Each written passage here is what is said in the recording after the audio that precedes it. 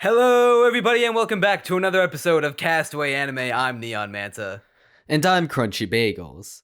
And I forgot to write an intro for this. We're finishing up covering Again? March Comes Like a Lion Season 2.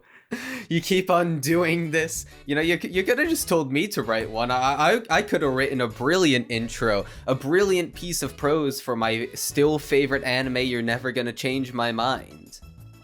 It's still a 10 after this entire rewatch, huh? Yes.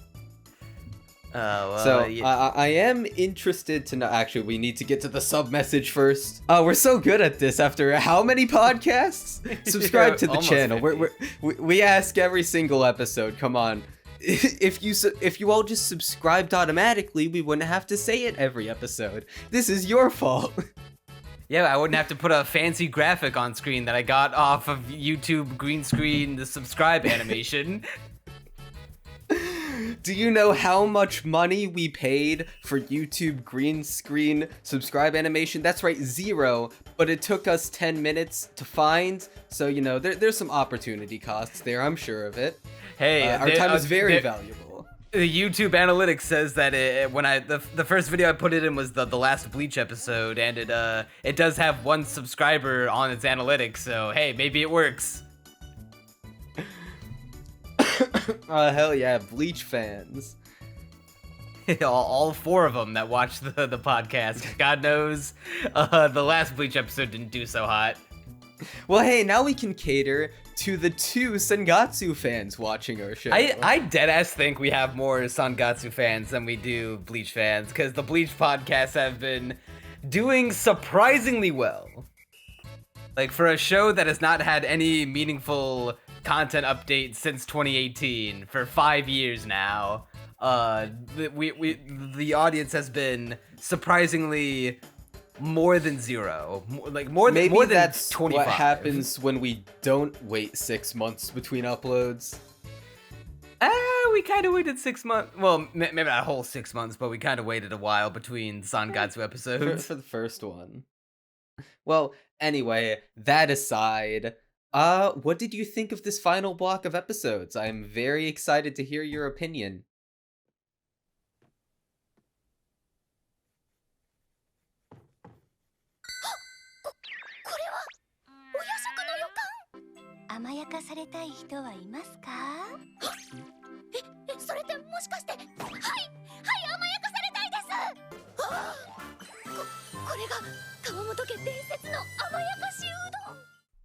Oh god, I gotta let him down gently. This is the You worst don't it's have been. to. No, just kidding. My overall opinion of the show hasn't really changed much from season 1. I definitely think season 2 is better than season 1. But I still think the show is overall kind of just like a 7 out of 10, bordering on 8. I was contemplating giving maybe the second season an 8 out of 10 as opposed to a 7, and maybe by the end of this podcast I'll change my mind, because as I tend to do almost exclusively with Sangatsu for whatever reason. I mean, hey, maybe it'll be a coming to terms sort of thing like Bochi with me. So, this is the final block of the episodes. We wrap up the bullying arc. We get into one of the most surprisingly famous and well-liked arcs of the show. I was very surprised the first time I realized that Burnt Field is like one of the most treasured parts of the entire show. Deservedly so. It was good, but like when of course when I say this, I know fucking nothing of the the March Comes Like a Lion fandom, so I have no frame of reference of which arc is popular and which arc isn't popular. I mean, I definitely enjoyed the what was it, Burnt Field you called it? Yeah. Yeah, the battle between Shimada and Yanagihara. Yeah. I did sort of have that same opinion too the first time I watched it. Was like, because I'm not sure if I heard about it before. No, I had heard about the arc a little before I watched it, and I did feel like, you know, that was really good, but not nearly as good as like the Soya arc and Ray arc right before then. I don't actually know what it's called, but upon rewatch, I did actually gain a bit more of an appreciation for it. But I suppose we will get into this. And we also get sort of what I can only describe as afterwards a winding down period for the show as we slowly transition into the future of the show, which is non-existent. the ruined future. the burn. Hey, season 3 soon, am I right, fellas? Am I right, Sangatsu fans? You are just rubbing all the salt in all the wounds right Hey, now. man, to tie this trading of shows full circle, Owl House got canceled, so, you know, let me have this one. I mean, hey, you know what they say? March imitates Owl House. Our shows shared similar fates in the end. Perhaps we're not so different, you and I. So I guess there's no better place to start than the bullying arc. I actually remembered it lasting a bit longer than it did. I did not realize we only had 2 episodes of it left in this block.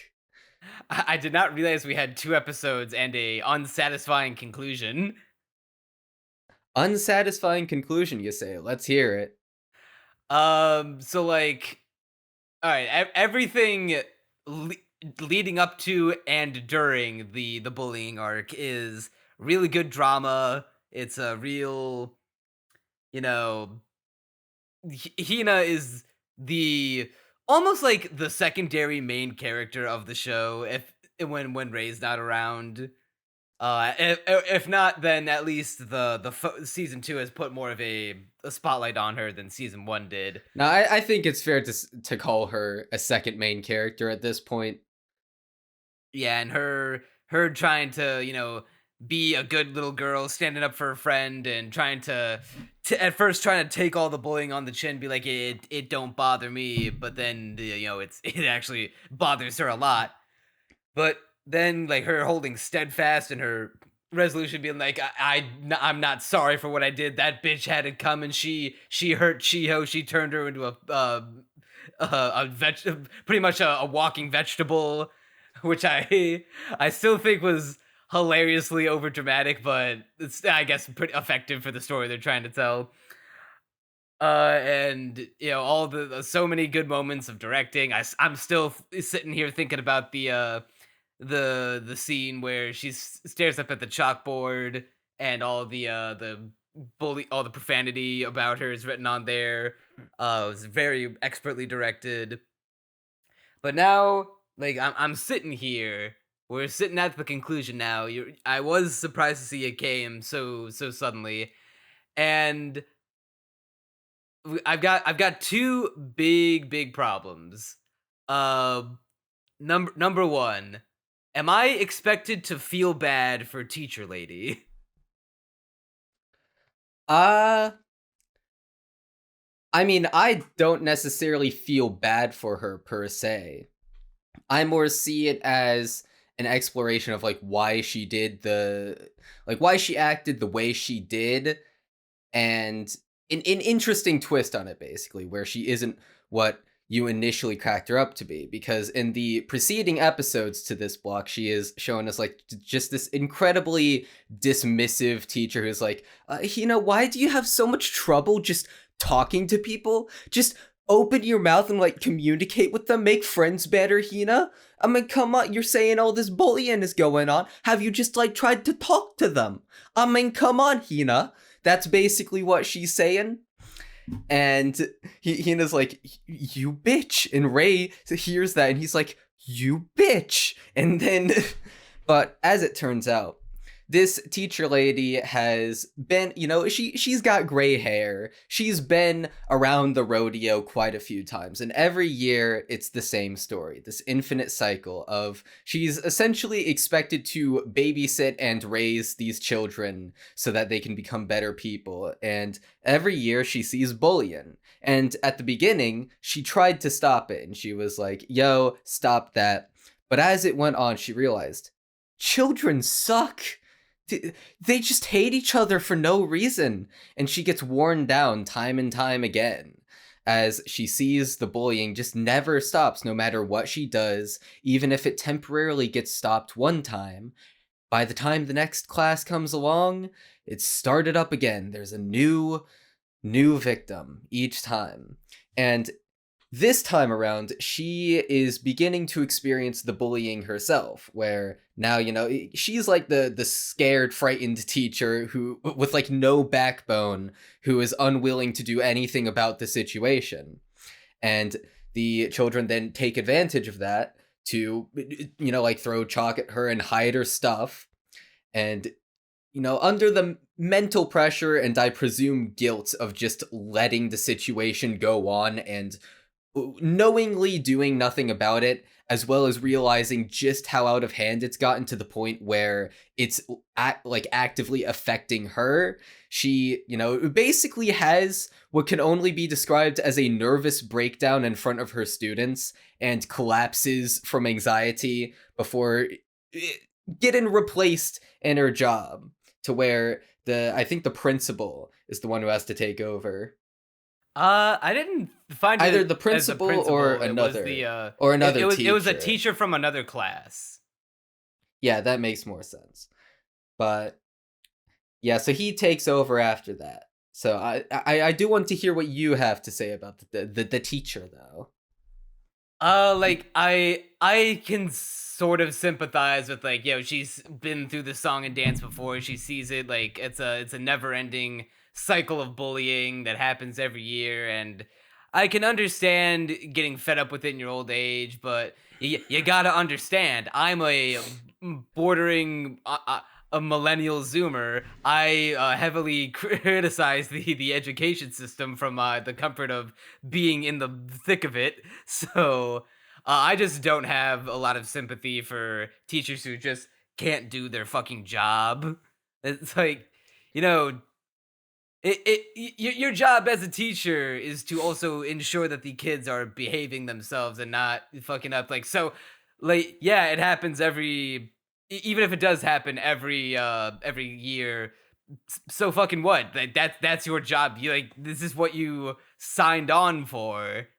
And if you can't stop some shit-eating little kids as a full-grown adult from bullying, and then you have a nervous breakdown when they start stealing your chalk and throwing erasers at the board, and you can't put your goddamn foot down, then you ain't fit to be a teacher. You expect me to feel bad from collapsing from anxiety and going off on your class just because some little shits are being little shits?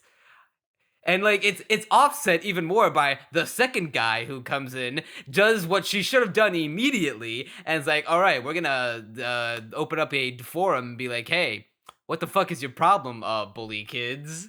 And we know which one of you is causing the shit. We're gonna take you guys out of the classroom with other teachers, talk one-on-one, and then I'm gonna open up the class discussion to everyone else, who then, once they recognize that the threats of the bullies that can't hear them anymore are gone, then all of a sudden the discussion picks up and people start saying all the stuff, all the stuff they've witnessed, and it's if this guy can manage 2 classes at once and he's as old as the teacher lady, so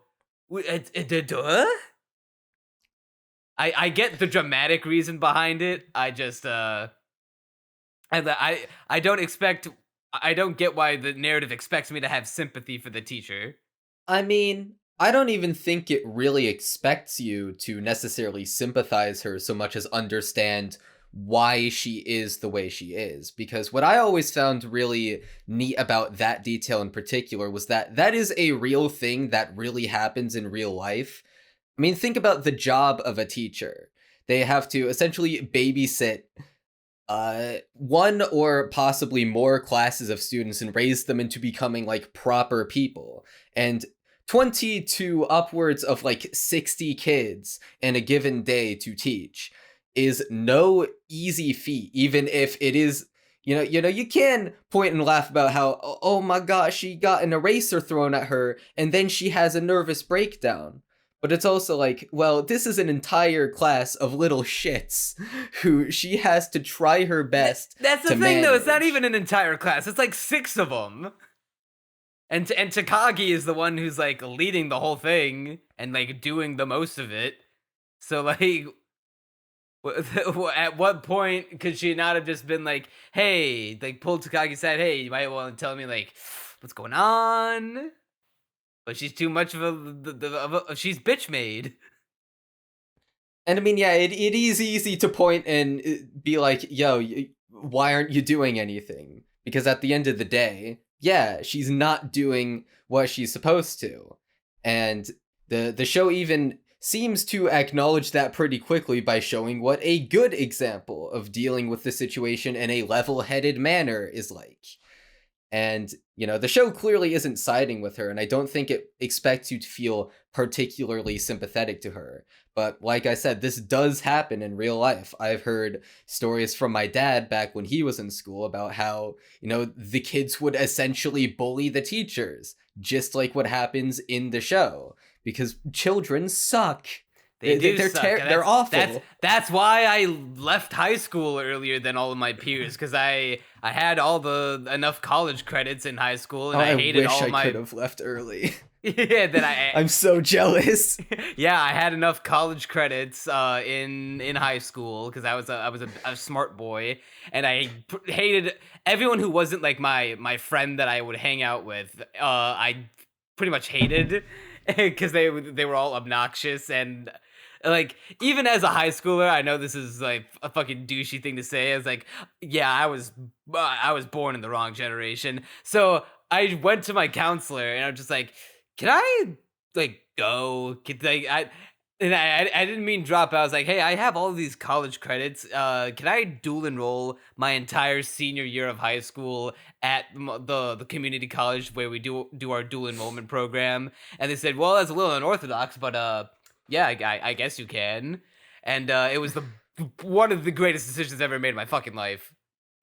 I get on to you a lot about not knowing, not realizing that Sangatsu no Lion is peak. But may I just say that your bigger crime is getting out of high school early, while I had to stay in there for senior year, hating my life. Well, that is an unforgivable sin. Classes did you take in high school? Let me see. I think just 2. Well, that's where you went wrong. You should have hit the books even harder, and you do your time faster. Well, that aside, based new teacher. Yeah, he does what the fucking teacher lady should have done from the beginning, and I already laid out the whole plan that he did. But then he sets up a parent teacher conference with both Takagi and her mom, and then Hina, and in this case Akari. And what had happened was bully girl Takagi, her bitch mom. She goes fucking off on our girl Akari for her and Hina picking on her daughter, and Akari, she thought she was prepared to handle it, to take on the role of the surrogate mother for Hina, but she gets caught off guard by Takagi's mom being like, oh, do you have any proof that my daughter is bullying your daughter? And despite like I was a little surprised that she said like, I watched my daughter come home in like the dirty like without a shoe one day. She probably could have had the fucked up shoe. I don't know if she just lost it, or like or just mentioned all of the times that her sister came home crying. And like I get that that's not hard physical evidence, but I was surprised that she didn't even think to say that before getting shut down by that's not evidence, you could just be lying. I mean, I don't really have that issue because, like you said, it wouldn't be physical evidence, and I presume, like, all right, the messy sock, they probably washed that. The shoe, either they never found it or they eventually washed it. So it wouldn't, and even then, the mother could still deny it and be like, well, you could have just gotten it beaten up while, I don't know, going in a creek for fun. Yeah, well, it could have been the creek. Yeah, I mean, this is just a nitpick. Like, this doesn't matter too much. I was just surprised that she didn't even attempt to, like, remember all of the times that she came home in tears and then mentioned that. I the way I read it, it's more like she feels defeated because she knows that no matter what she says, no matter what she brings to the table, it will never be definitive 100% proof. It will always be deniable, essentially. It's the realization that this mother, no matter what, will just believe her child, and Akari cannot do a thing about it.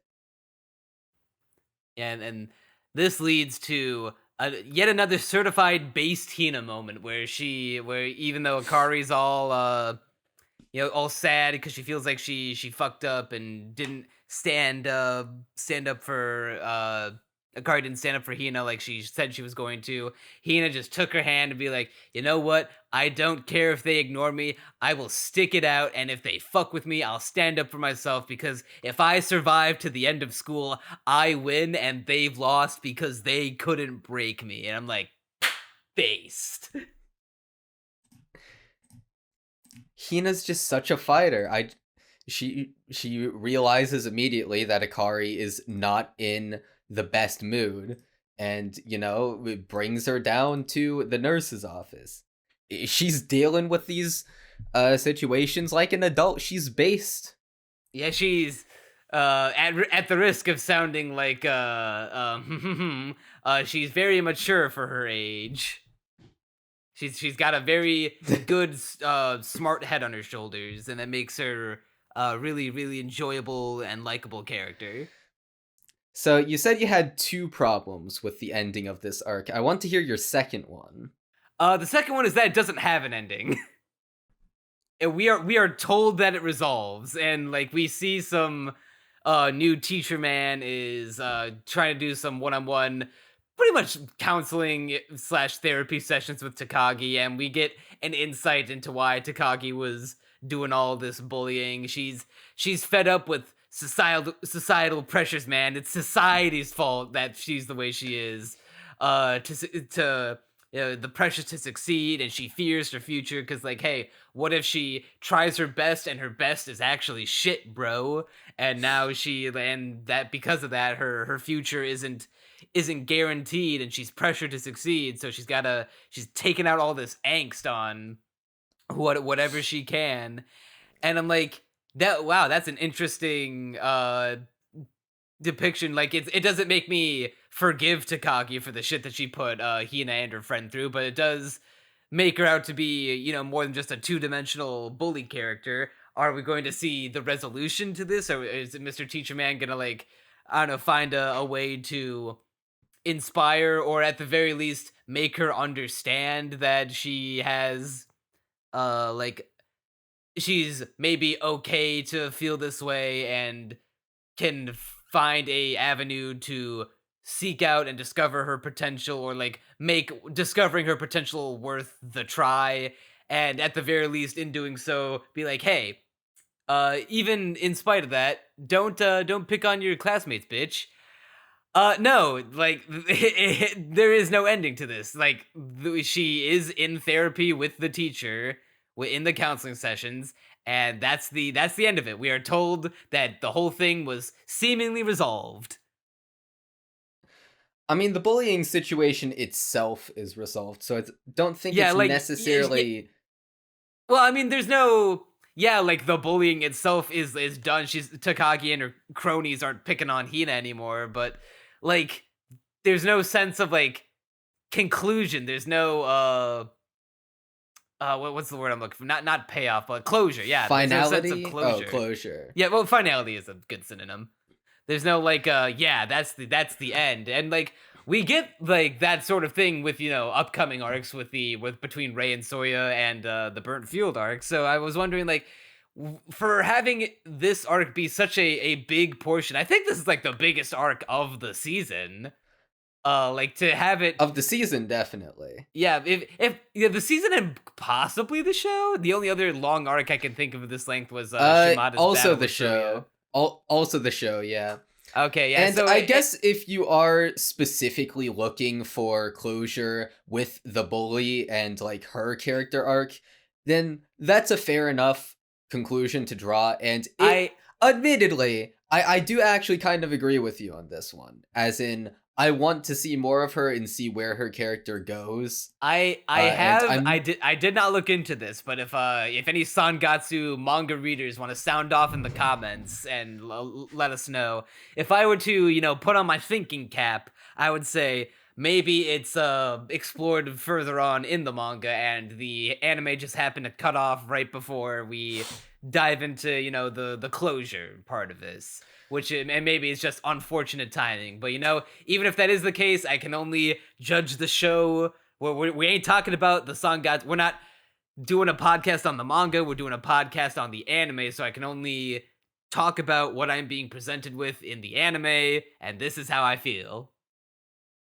And yeah, it's not impossible for them to bring her back. And Sangatsu no Lion, if there's one thing that you will learn very quickly while watching the show, is that it likes to put things off for a very long time and then bring them right back once you've forgotten about them. And so, just due to the show's nature, it's always possible she'll come back. But I do feel that same sense of like, yeah, I want her, I want more of her.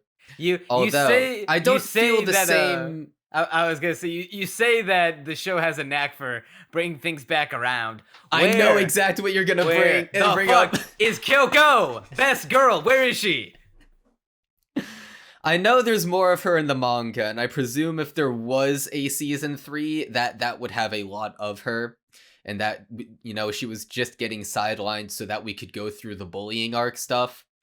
Once again, yet another example. And actually, my first time through the show, I was also hardcore wondering until we got to the Burnt Field arc. I was wondering, where's Shimada? He was such a big aspect of the show in the latter half of season 1, and now he's not here. Once again, until the Burnt Field arc. And where's something Goto? You just sort of... Also Goto, and I presume he'll get explored more once we get back to Kyoko. And I think it's something that you just sort of have to acknowledge as an inevitability with a show, in a show with this large of scale. Because Sangatsu no Lion is it's a show that goes through a lot of different subjects, a lot of different plot lines. I almost think of it as like the life show in my head, because if you try to think of any one theme that it has, sure, there's like the main one of finding a place you belong and, talking to people being the route to happiness. But if you then peel back the layers a bit further, you realize it is kind of just about the lives of these characters and whatever life lessons may be imparted through the various arcs it goes through in that amount of time, with the connecting thread of it all being about shogi and inevitably going up to the confrontation between Rei and Soya for the final time for realsies, and Rei presumably becoming the shogi master like no one ever was. But all in all, it's just about life. Just about life explored through these characters. And with something that sort of nebulous and all-encompassing, you'll inevitably have to explore it little fragments of the world at a time. Explore one nook here, one nook there, and inevitably some things will be ignored along the way. And if you don't like that kind of storytelling, why do they have to ignore the best character in the show? You got really attached to her. She has the best line in the whole show. I have not stopped thinking about how fucking awesome and heavy the line is. Orphan kids got it rough. They don't get to choose their parents. Oh wait. No, not orphan children, regular children. Yeah, children got it rough. They don't get to choose their parents. Oh wait, but you did. You got to choose someone. You got to choose your parents. You chose someone else's parents. That's such a fucking awesome line. I don't think there is a line in the whole show that is as good. There's one this block that I would say is a contender for best line in the show, so we'll get to that when we get to that. But I guess the issue there is, like, you're really attached to Kyoko, and seemingly far more than every other character in the show. And if your investment in the show is lopsided like that, where you really like one aspect I of get it, that I'm and supposed to spread it evenly, and I can't help that I have my favorites. It's just that I am sad that my favorite ended up getting shafted after like what the first 3 episodes, because I'm pretty sure the shit with Kyoko and Goto and Goto's wife was in like the first 3 episodes of season 2, and it's never brought up I again. think just the first two actually, First, if yeah, I'm getting it's that like, right. yeah, and this is a 24 episode season, and I'm out here twisting in the wind, being like, okay, I'm liking the Bully arc, I'm liking the Rei and Soya stuff, I'm liking the Shimada and the Kaido stuff. Can we like pop in real quick on our old pals, our old odd couple Kyoko and Goto, please? Nope, no such luck. And Yeah. that, that's the sort of thing you risk with a show that's so all-encompassing, where if your investment is lopsided, like it seemingly is for you, it can be I wouldn't really say it's lopsided, frustrating. because I was invested into all 3 of these arcs. It's just that, like I said, Kyoko is my favorite character, and I do, of all of like the character dynamics, I am most like foaming at the mouth to see more of the dynamic between Rei and Kyoko develop, as well as the dynamic between uh this now triangle that's developing between Kyoko, Goto, and Goto's wife. And still also we can make it a square and throw Rei back into that mix, because he's still got some beef, some score to settle with Goto, yeah. I'm pretty sure that didn't get resolved, right? Yeah, he still has a bunch of beef with Goto. He hates it. Well, he comes to a little more understanding of him as being an actual person at the beginning of the season. Yeah, but he still hates his guts. I'm imagining like what if Rei finds out all the shit about his wife, and I want to see like all the. I mean, Rei knows feelings. his wife. His wife is in the hospital. Yeah, everyone in the shogi club, I think, knows that his wife is in the hospital. I thought Rei was under the impression that Kyoko was still fooling around with him. Yeah, she is. Well, I thought he was under the impression that Goto was enabling her. He is. Well, no, well, okay, more than he is letting on. More than, because when he enables it a little, but like refuses to go like too far. Like he knows there is a line that he will not cross. I mean, like, from what came off to me, it sounds like Rei is under the impression that like he is still crossing the line with her. It's never explicitly said, but you can get that implication from it, his ass because one time. I mean, yeah, Goto did, but yeah, exactly. So because I'm pretty sure Rei thought that he was having sex with her.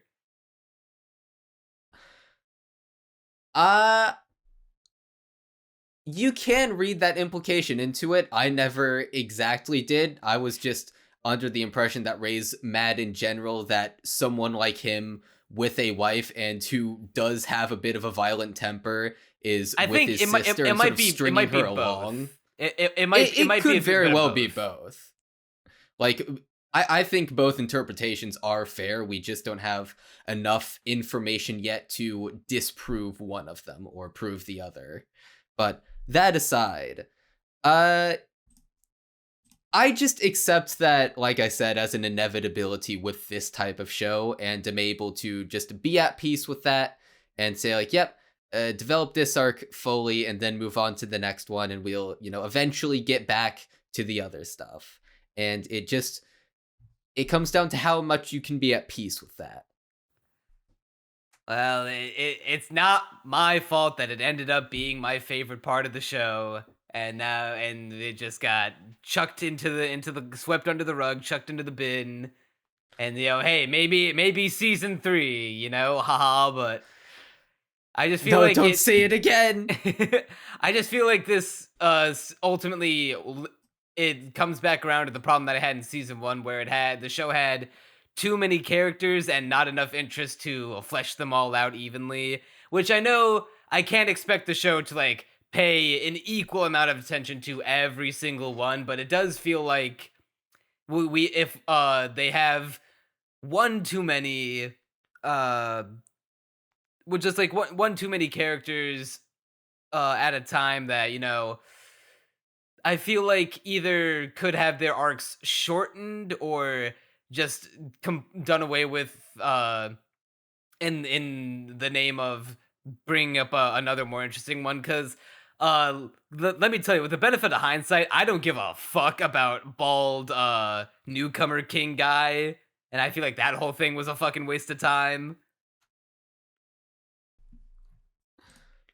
Newcomer king. The guy with the Oh yeah, I remember. Okay, yeah, the guy with the bird. pigeons. Yeah, it's like what the fuck was that all about in retrospect? Well, see, I think because admittedly it is a little weird in retrospect, but I think Chica Umino is going to bring him back inevitably. That's always the answer. It's we'll get to him, and I can see that being sort of like a damning criticism against the show, where it's like, well, why was he here?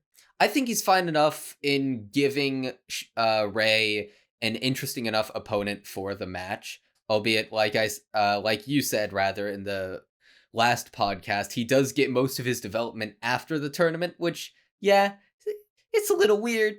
It is a little weird, deflating. But he like too little, too late. His stake in the narrative has already been dealt with. So why the fuck should I start caring about him now? I mean, I cared about him during that I cared about him as an obstacle to Ray more than as a person. I mean, I think it's based that he races pigeons. I think that's the coolest thing ever. As soon as I found out he was racing pigeons, I was like, that's interesting. I want to hear all about that. He is no lady at the end of Home Alone 2, that's for dang sure. I have not seen that, except for the one clip. You haven't seen Home Alone 2? I've seen the one clip with Trump in it. Okay, well, you've seen the only clip that matters.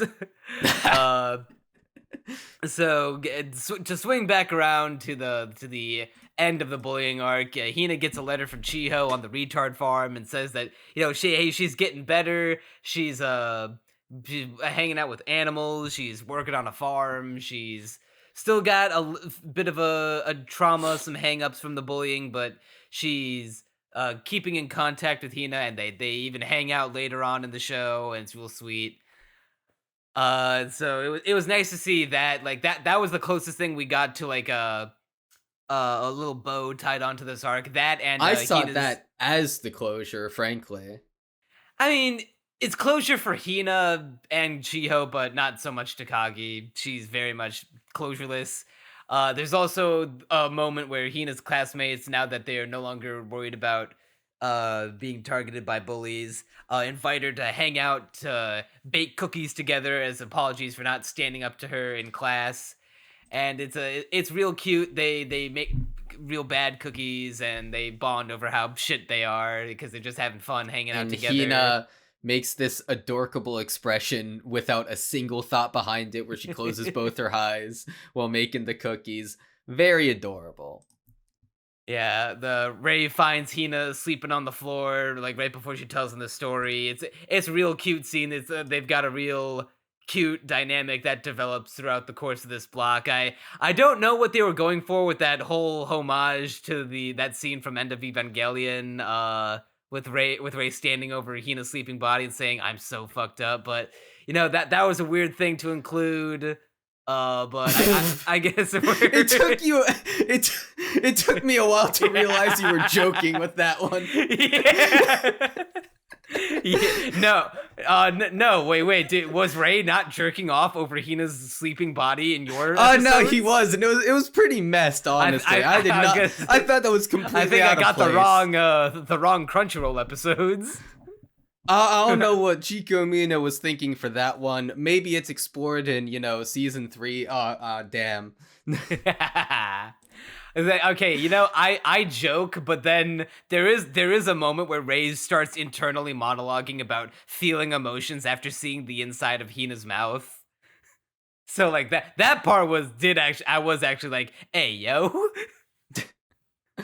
I mean, to be fair, there are a lot of sparks flying between Hina and Rei in this block, where the one scene that doesn't ever leave my head is when Hina is literally taking him by the hand, talking about how the bullying's over and everything's fine, while literally like doing pretty much like a duet dance with him, just The dance dragging was him cute. along.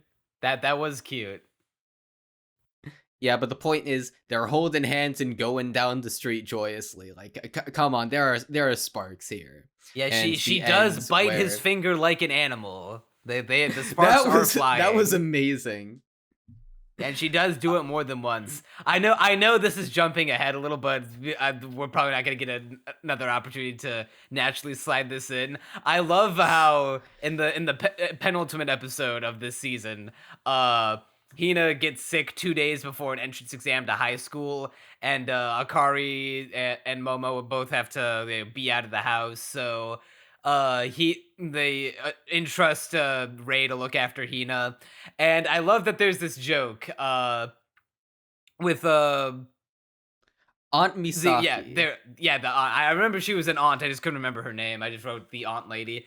The aunt Chisaki is like, you left Rei home alone with Hina? Like, well, what if they do something? He's a high school boy, and she's like gonna be a high school girl.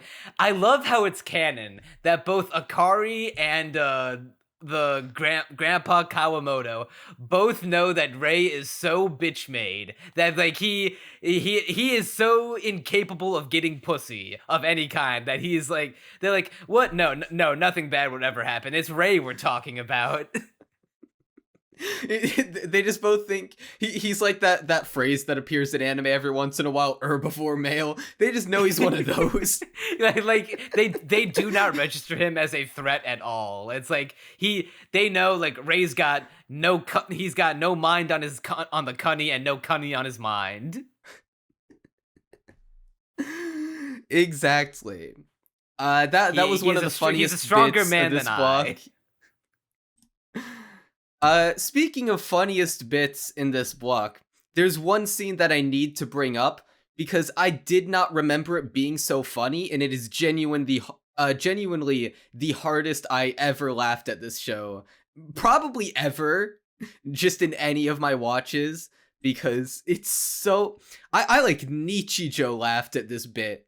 So, there's a bit at the beginning of episode 36, where the chief is talking about Shimada and Saku's first match against each other in the tournament. And he's like, it was like this horrible thing. You both were like frail old men, and it shows a replay of the match, and they're like both coughing constantly as they play the match, and Saku puts out his hand like shivering as he puts down the piece, and there's like both arrows at them with text.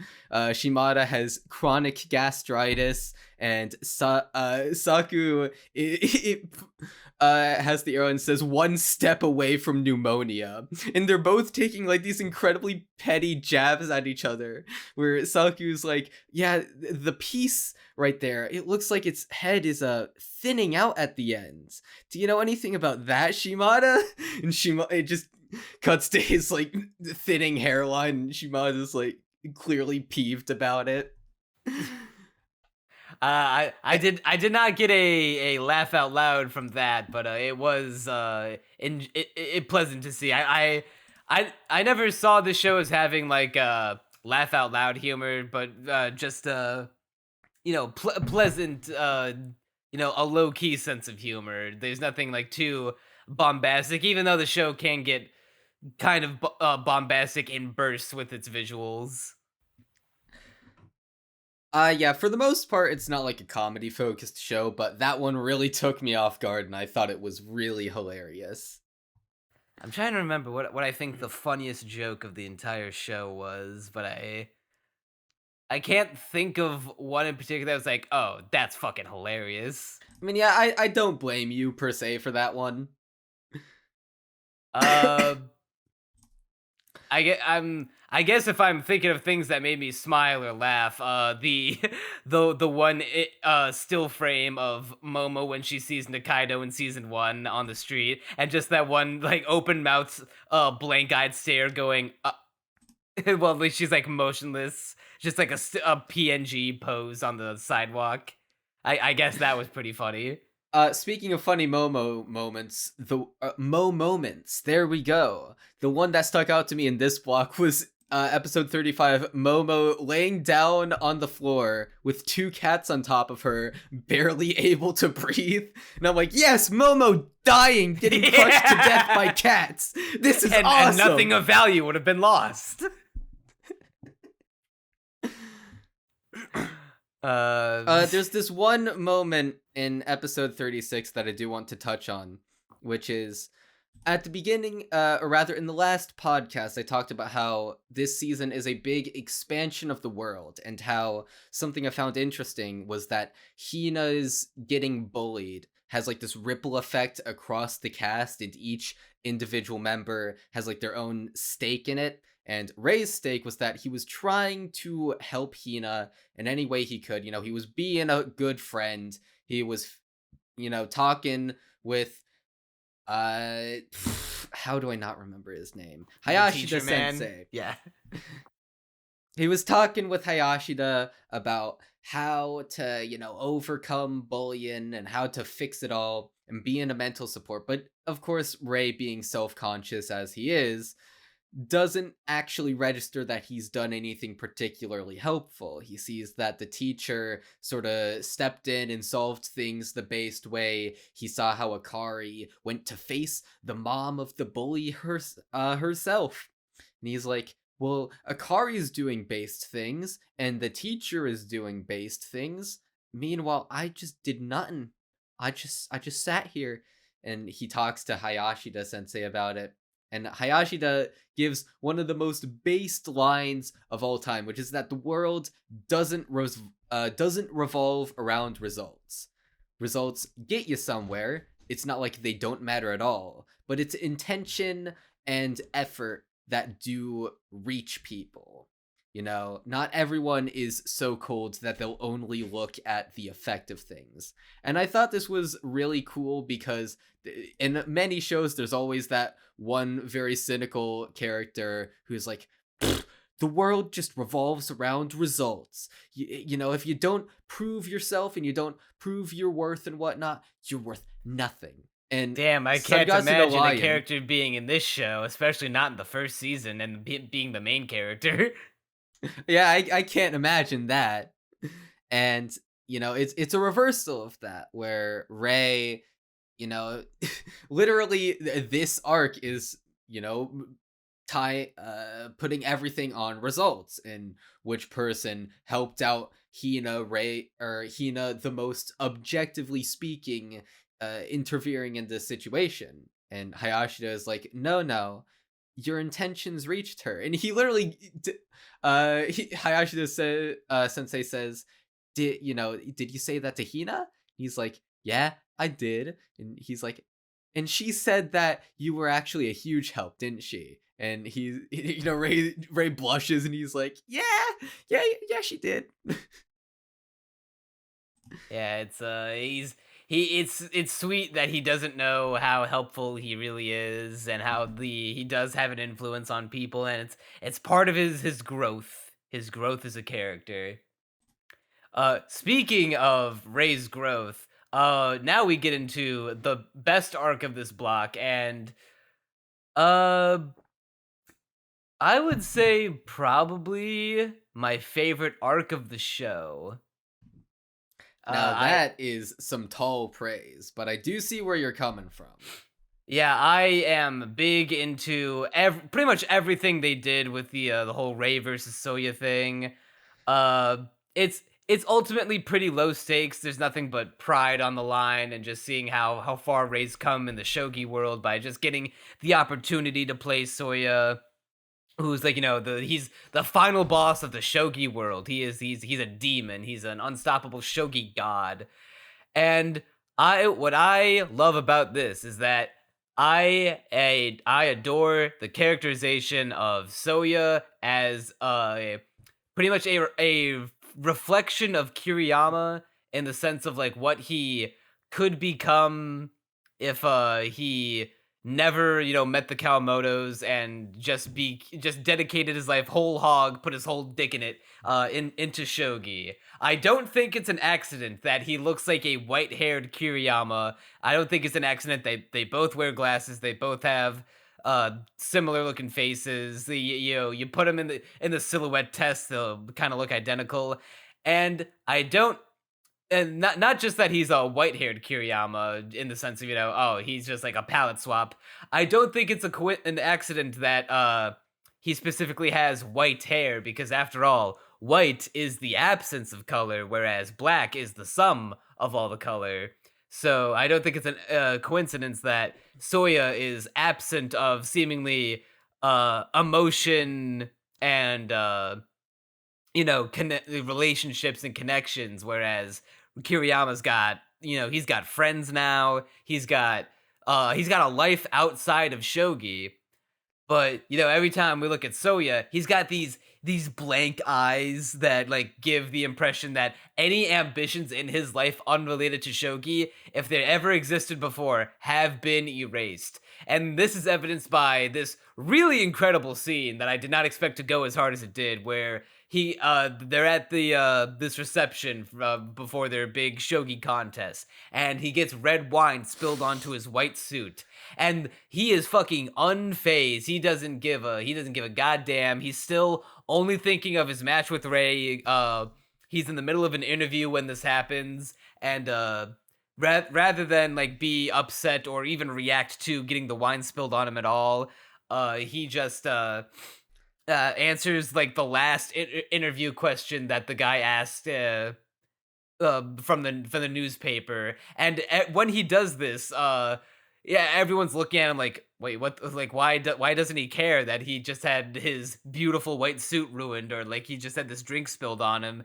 And like the camera pulls back, and they're all staring at him, and the red of the wine almost looks like blood on his white suit. Almost looked like he could have, and this motherfucker could have killed someone, and he'd still only be thinking about shogi, and everyone's looking at him as such. And it's like, it's one of the top best moments of the entire show to me. It's interesting that you bring that up, because he's also literally, in a sense, distant from people, in that spoiler alert, he's deaf. He cannot hear, or rather, it's a little spotty. Sometimes he can't hear at all, sometimes he can hear, but for the most part, he is deaf. And as this show is wont to do, there's no specific cause, just chuck on another unknown illness on there, on the pile. Put it on the pile. Yeah, but he is quite literally distant from the world in that nothing reaches him. And if you think about shogi too, everyone remarks about how far he is from everyone else in terms of skill, but also in the sense that like they put him on a pedestal and revere him as like a sort of god, instead of treating him like a person.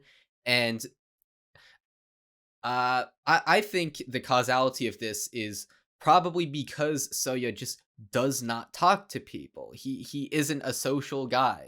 He just dedicates himself to shogi, and the only time these people see him are taking interviews or behind the board, and that gives them the space to be able to revere him in that way, where it's like, oh, he's just this guy who has dedicated everything to shogi.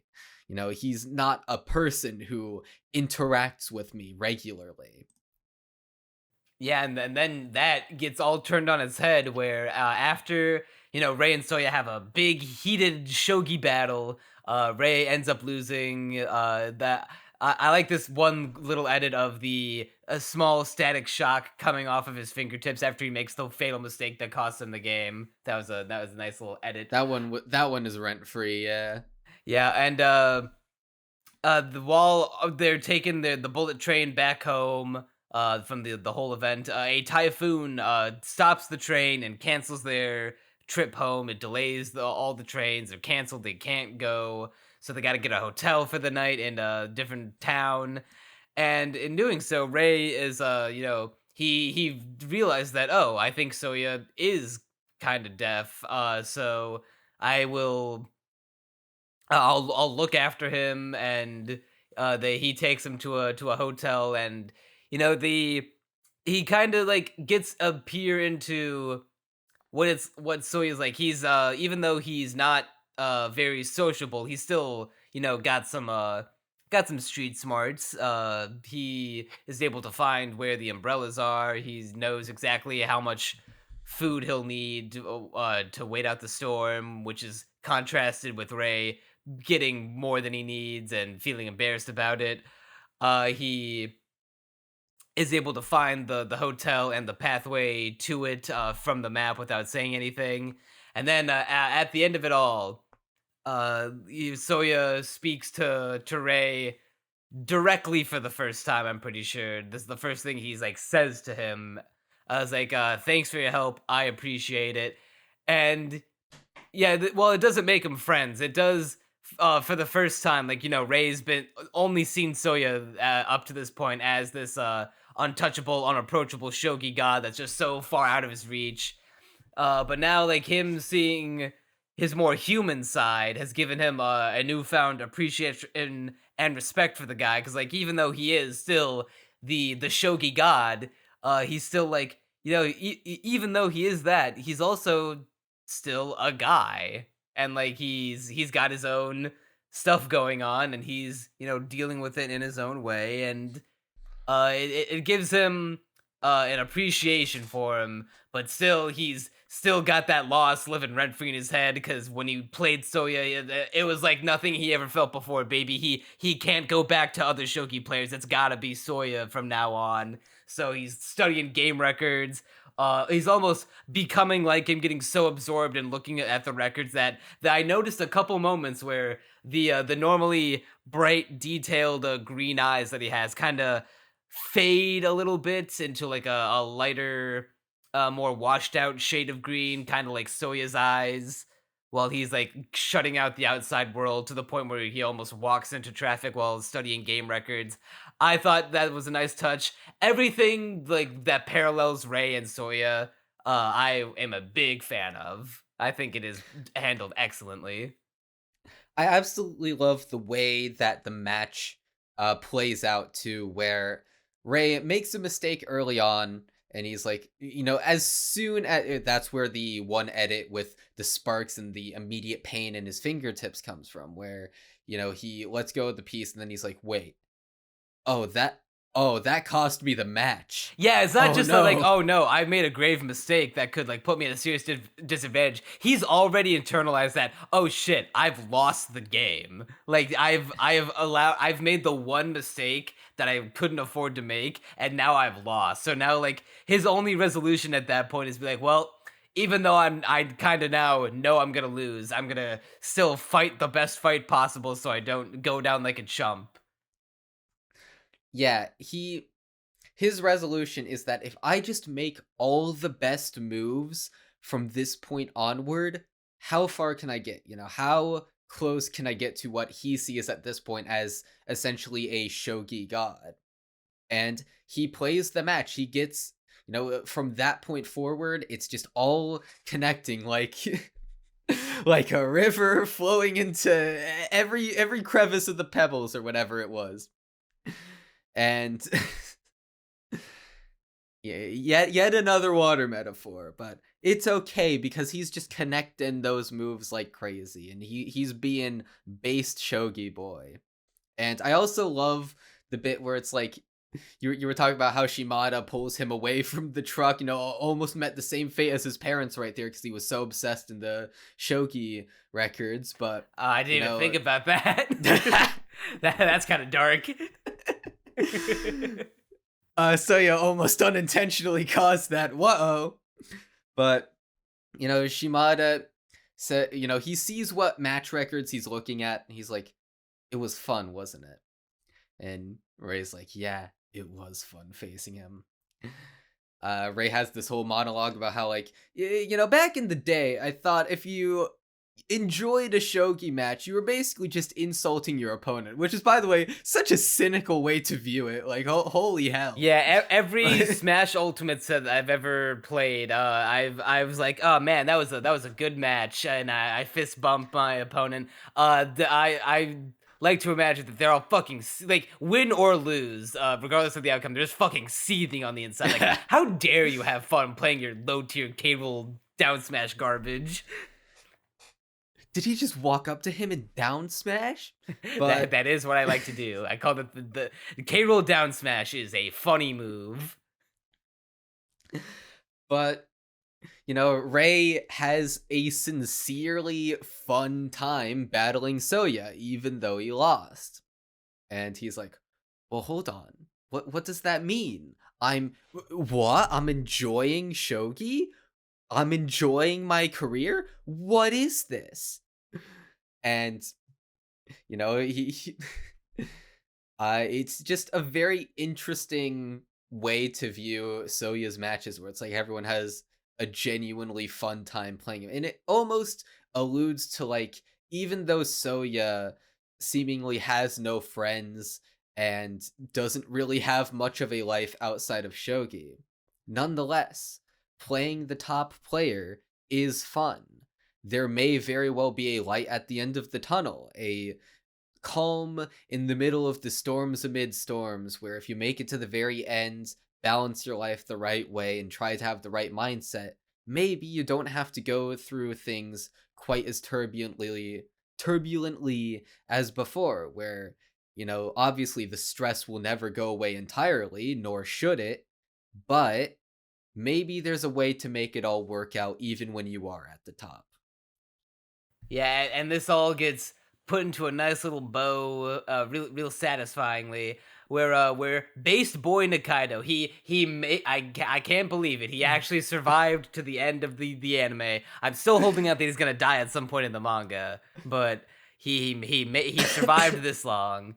I was having so much fun listening to your death flag talk this entire podcast. That motherfucker's gonna die. You mark my words. I should have trolled you harder on the Nikaido stuff, just like I trolled you for the Takahashi piss arc. Real ones remember the Takahashi piss arc. Yeah, do you remember that? Are you talking about the like this show's Takahashi, or am I thinking of a different show entirely? In the second podcast, I genuinely convinced you that there was an arc where Takahashi pissed himself. I can't remember that. I don't remember that at all. I'll have to listen back. I have it seared into my memory because I couldn't wait until we got to the final episode and you realized it wasn't there. Yeah, I'll have to look that. But anyway, Base Boy Nikaido's fresh out of the hospital, and he beats an 8th Dan player with a brand new, super powerful manga shogi move that's never been done before. He's thinking about naming it after him, and he's like, "Yo, he's Ray, gonna name it the Nikaido vaccine," just like he said in I think episode 3 of the first season. Oh, I that must have flown right over my head. I didn't remember that at all. Yeah, he always wanted a move named after himself, and now he's come up with it, potentially. Did he specifically say Nikaido vaccine in episode 3? Yes, and Ray remarked, hold on, shouldn't it be the Ray vaccine if you're using it specifically against me? Because it's curing you of the Ray-itis? And he's like, no, I want a move named after myself. And this, for the first time in the entire series, gets Ray to laugh. Is that really the first time? I don't remember a time where he laughed before.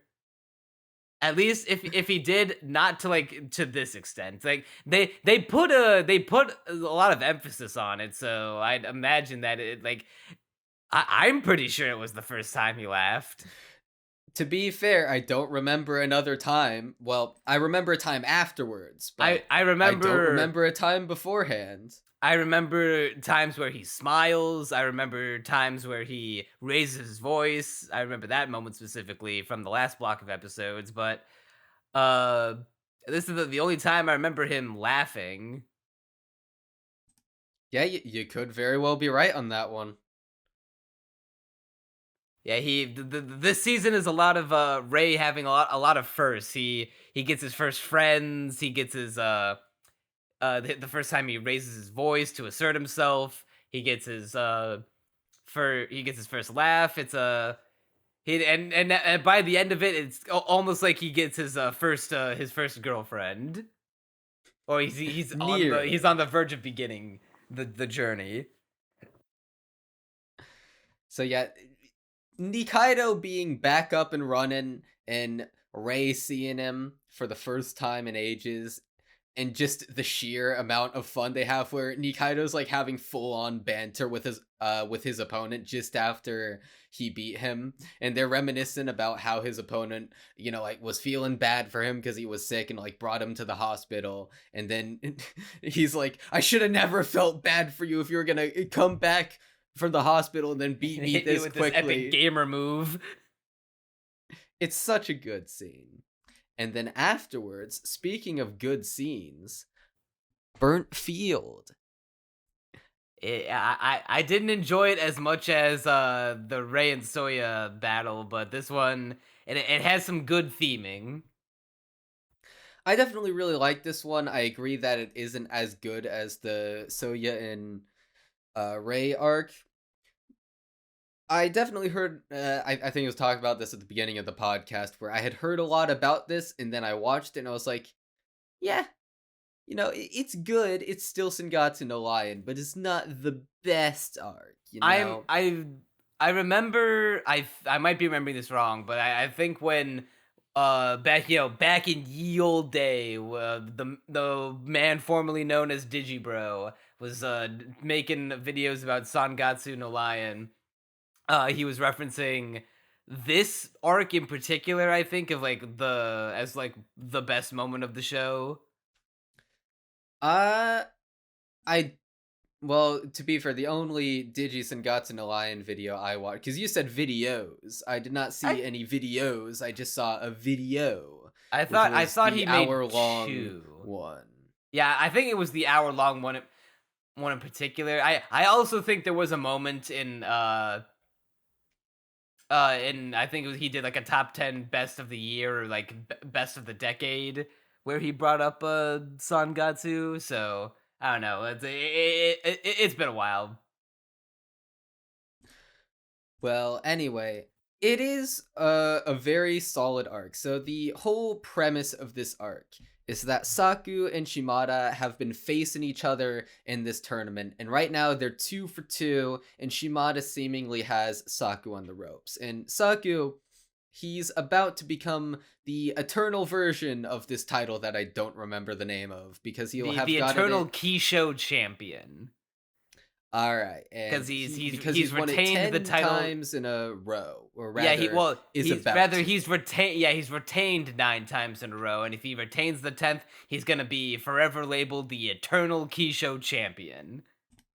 But Shimada is there to take it from him. And something I really like about this arc going in is that, specifically the first time I watched it, because I didn't know the ending, and because I didn't know what would eventually be revealed about Saku, is I really wanted Shimada to win, because think about it like this, it's his first time back in the show, truly, properly doing stuff since the very beginning of the season. And we're already invested in Shimada. We've already seen him go through trials and tribulations. It's going to be his first title if he can get it. And it's like, yes, Shimada, get your first title. And his opponent is Saku. Who cares about Saku? He's just sort of hanging around, but like, Yeah, he he ain't just got here. particularly. Yeah, he's not a big deal. But over the course of the arc, we sort of get Saku's perspective. His big thing is that he's old. That's his He character. is old. Well, it's a little more deeper than that. I'm downselling it for the purpose of comedy. But if you really wanted to, you could just say, yeah, he's some old fuck. yeah. If you want to give the Cliff Notes version, then yeah, old would be a good short, sweet, to the point. So he has this cameraman reporter friend, and he's like in his 60s. Saku's like in his mid 70s at this point, if I recall correctly. So Oh no, no, he's no. climbing up there. No, he's in his late 60s, going on No, 70s. late 60s, nearly 70s. All right. I don't got blame you for confused with the thinking that Kawamoto because grandpa. anime ages are fucked. Yeah, I was okay. like, It's the I'm looking at Kawamoto Saku. grandpa I'm who's in thinking his like, I'm 70s. looking at, I'm thinking 70s, and like they said 60s. Like, how the like, how did he age 10 years in like 1 year? Like, he's like No, taking all this what's medicine, even more taking insane all is when these, he like, says. back pads. What's even more insane is when he says he's like in his 50s at one point because he's in denial about his own age. And I was like, hold on, didn't you say you were in your 60s before? And hold on, there's no way you're 59 with that look. But getting back to the point, he has this reporter friend, and he's waving his camera around, but he's like, yo, I got laid off. And I didn't want to, bring a downer on your whole parade. I sort of hid out here just smoking and whatnot. I didn't want you to know yet because it's your big day, right? You're about to have your final game of the tournament. And, Saku, or rather, the cameraman first says, I feel like I'm in a burnt field. And, it's the classic Sangatsu no Lion thing where we spend an entire episode / chapter / arc revolving around a single metaphor. And this arc goes pretty hard on the metaphor. There are so many images of just burnt down fields, which all look very beautiful, by the way. I always love the image of Saku standing alone in this burnt field. There's some really good imagery with it that I'll probably get into later down the line, assuming I don't forget. And Shimada he feels like over time, all his friends have left him due to old age. Not necessarily dying, but like they can't do shogi anymore. Saku. Because, they're leaving in their old age because they've got families to do. That's a weird way to phrase it. families to, upkeep and, be dads for and prioritize over shogi. And they're just old. They can't do shogi like they used to, or they retire, or they get laid off. And each time they don't have the time. Yeah, they don't have like they lose the drive because they ultimately decide, you know what, maybe I'm not just not cut out for this. So I gotta get my priorities in order. So I leave it to you, Saku. Like they do the All Might pose to Deku. It points like, now it's your turn. You gotta carry on our will. You gotta play for all of our sakes. And so Saku is taking it upon himself, his duty to carry on their wishes and be the best shogi Kishou champion like no one ever was. And there's a lot of great imagery with this where it's visualized as multiple sashes that he has, and they're at times at times they seem manageable, but at other times they're constricting him. There's this one shot of him blindly ambling forward with a sash over his eyes and another one over his mouth as he's just reaching out forward amid this burnt field. There's another one where they're like all swarming around him, silhouetted. It's almost like they're attacking him. There's one part where he nearly loses them in the middle of the match, where he feels like he's about to lose. He's on the ropes, and Shimada's about to take him on, but then he's like, no, get back here, you little sashes. I'm still not done. I'm an old geezer, but I'm not kicking the bucket shogi-wise yet. I also just really love the match as a whole. It's a really solid match. And I think the combination of the immaculate theming with the really solid match is what puts this so far up there for so many people. The characters are literally saying during the match, like, yo, if there's a match of shogi that I ever wanted to did play, this would be it. It's just such, good sport, where Saku is pulling out these incredibly avant-garde moves. Instead of approaching from the center, he approaches from the side and does his entire attack that way, which, by the way, I have heard that the matches in Sangatsu no Lion are based off of real shogi matches, which makes me really interested to know what match inspired this one. Because Saku has this like entire avant-garde strategy in his head with the intention of throwing his opponent off guard. And he's got it all planned out. He knows the best responses to it, and he knows how to counter those, and he knows the less good responses that get him extra pieces. And it's all habit to him up until a certain point. But Shimada's fighting back really hard. And eventually, it looks like he has the upper hand. But Saku pulls out this ridiculous move where he pulls his king forward. And everyone just loses their minds over it. They're like, what? Is that they literally say, is that even legal? Or no, is that even allowed? And he pulls it up, and Shimada in his head is like, that's a weird move, but I can't counter it. And it's bro is flabbergasted. Yeah, it's like weird move, but okay. And there's this really the entire thrust of the match is that Saku, is carrying on the torch for these people, and he's feels weighed down by the sashes, but he needs to pull through for all these other people around him. And also he feels like, as he goes on, withering away in old age. There's the shot of him taking all his various bits of medicine in the morning where he puts on these like pads on his back so that his back doesn't start aching. But then he's like, that won't last me all the way through the match. And then sure enough, his back starts hurting mid-match.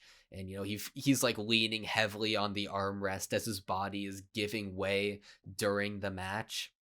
And, it's this entire theme of like getting older and not only carrying on the torch, but also just losing your place in the world due to age, where, it's remarked even at one point, like, an old man like you isn't supposed to make a move like that, where it's just so crazy and out there and experimental.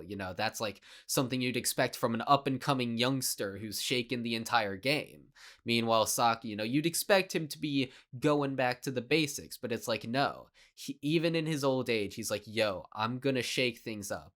And I think this old dog's got some new tricks. Yeah. And not the turning point of the match per se, but perhaps the turning point of the emotional arc of this batch of episodes is the line, and this is the contender for probably best line of the block, probably top 3 or 4 in the entire show, more than likely. I'll become a human torch today yet again, and give full rein to my suffering. Which is essentially, I will basically let my negative emotions, all this panic over losing all these sashes and not carrying on the torch, I will abide by them for the time being if it means I can have the determination and the will to get through this match with Shimada and pull out the did best performance I possibly can. And there's this idea of becoming a human torch and burning because the field is burnt, but he's still got fuel left. And it's a really powerful moment where they play the scene 2 times, actually. Once in the next episode at the very beginning, because they presumably couldn't fill the time slot. And in the first iteration of the shot where he's on fire, well, he literally is on fire. But then in the second iteration of the shot, he's like, you can see like almost like his flesh, like I guess burnt to cinders, and it's really kind of freaky looking, but also like super badass. Overall, I went on way too long about this arc. I'm gonna let you speak. Nah, it's fine. Yeah, that line was great. There's this one line, I didn't write it down word for word, so apologies if I get it wrong. I also forget where I know he says it after the match where he was able to win in the end. Shimada is confirmed to be the Vegeta of Sangatsu. He only takes L's. He never gets a W when it matters. There's this line that Saku says, something along the lines of, this is what I wrote down in my notes. He says, maybe it's because of me being trusted to carry all this weight that makes me the man I am today. So like at first he kind of makes it sound like that earlier in the arc he was like he felt kind of burdened by all of these sashes, all of like the carrying on the wishes and the drives of the players that couldn't continue like he could, and he had to carry all that weight for his peers, and if it started to feel overwhelming to him that he couldn't do it anymore, like it was is finally gonna consume him. But then like he reflects on it and it's like, you know what? Even like maybe it's because of all my past experiences and all of the weight and trust that my peers have put in me that has made me this the eternal Kishou champion now. And it's like that was such a nice way to just reflect on the arc and reflect on his life. It was quite sugoi. And I also love the ending gag where, he's drinking with the chairman. Or actually, before we get to that, first he gets the news reporter guy to come take a picture of everyone, where he's like, yo, even though you're not working anymore, you can still do this. You can still become your own sort of Human Torch by being a hobbyist cameraman, even while retired, presumably, or soon to be retired. And, a nice way to wrap up that bit with the cameraman. And then we get him talking to the chairman. And I just love this bit where he's like, but still sucks that they're putting their expectations on me. Like, damn it, I can only do so much, guys. Yeah, I love how there's this moment where he's like, I can't, this is finally got to be the year where I retire, man. Like, I can't, if I play another game of shogi like that, I'm gonna die, man. And then the chairman's like, you know what? You are going senile, because that's the exact same thing you said last year. Really, really good moment, all in all.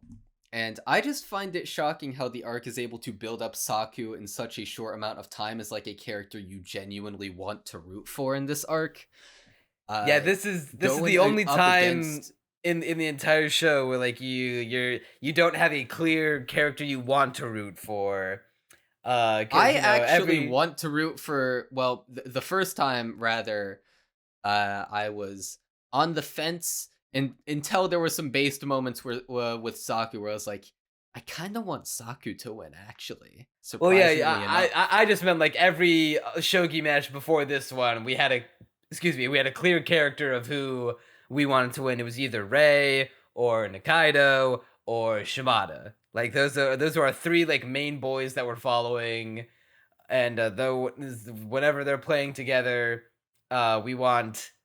Rei supersedes all of them. Like when Rei's battling Shimada, we naturally want Rei to win. And then when Shimada's going to battle Soya, we want Shimada to win. But now this is the first time we've got two characters who, at first we're thinking, oh yeah, Shimada, here it comes, like, fuck this Saku guy, he only just got here, why should I give a shit about him? And then they tell you why you should give a shit about Saku. It's like, oh, damn. I kind of like it ratchets up the tension because like it could go either way. You don't know like what direction the narrative can go. Is Shimada gonna take his first big W? Is he gonna is our boy gonna get his dues? Or is this guy going to be shot down and is at the end of his shogi career just before like he's fingertips away from getting that eternal Kishou champion title, but is he gonna have it snatched from him at the last second, and he is too old to like possibly go at it again? Just an all around solid arc. I'm out of things to say about it. Are you? I am too. So now we get to the final 4 episodes of the show, and what I would consider the sort of winding down period of it all. Shockingly enough, all right, well, before we get to that, there's like a little slice of life bit with Akari, or rather, Rei inviting Hina out with Shimada and Nobuto, if I recall correctly, that's his name, where they're like doing this thing where they put the noodles down the slide. Shimada wasn't there, it was Hayashida. Or not Shimada, Hayashida. Damn. How did I get them mixed up? I know more about Sangatsu than you do. No, I'm just terrible with names. But Akari comes over and Hayashida. Yeah, Hayashida, like has me, his... sees a sweaty, disheveled-looking girl and enters Nirvana. Though, okay, yeah, Bro's gonna wait, have to put on that a is the few best. I pounds forgot. before That he- is the best joke in Sangatsu. That's the one where I laughed out loud. I'm just saying though, Hayashida gonna need to put on a few more pounds if he wants to get with Akari. Just saying. Oh yeah, I forgot. I forgot that she canonically has a fat fetish. That she's a male chasing chubby chaser. But yeah, and they all have a fun time together because Ray's trying to cheer Hina up from the stress of having all sorts of schoolwork to do and like trying to get into, or rather at this point trying to figure out what school or what high school she wants to go to. And this is another time where he laughs, and there's like a lot of emphasis put on him laughing and having like a genuinely good time with life, just living life. And then we get, and this always surprises me, we go from summer to January next year. Okay, so it's not just me. I thought we had like time jumped like a weird long amount. It is if like 5 to 6 months worth of time skip, because it doesn't feel like it in the moment because the bullying arc is like as many episodes. Well, the bullying arc plus the burnt field stuff is as many episodes as like what it would take to get to rather beyond January in the first season, starting off from like actually no, I think they start maybe like, yeah, I think the first season starts in summer, and then by episode I think 12 we are already in winter, and then we sort of have to jump to it in season 2. And I presume that's because Chica Umino was like, I want this story to take place over multiple years, but things have sort of been progressing slowly due to the nature of this bullying arc. I better just turn forward the clocks a little bit. Yeah, it's like, she was thinking, oh man, yeah, I do want the story to take place over years, but I just realized I can't really think of anything interesting to fill this 5 months of time with, so boop.